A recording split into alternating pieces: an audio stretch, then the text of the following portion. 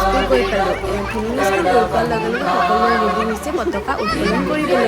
আৰু এয়া আমাৰ অসমৰ জাতীয় সংগীত সকলোৱে মিলি আমি জন গণ মন গালোঁ। शुभ नामे जागे तव शुभ आशीष मांगे गाहे तव जय गाथा जन गण मंगलदायक जय हे भारत भाग्य विधाता जय हे जय हे जय हे जय जय जय हे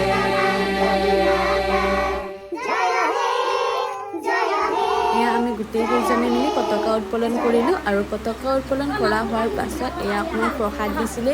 এয়া প্ৰসাদ খালোঁ আৰু গোটেইকেইজন দেখিছিলে কি ধুনীয়াকৈ খেলিব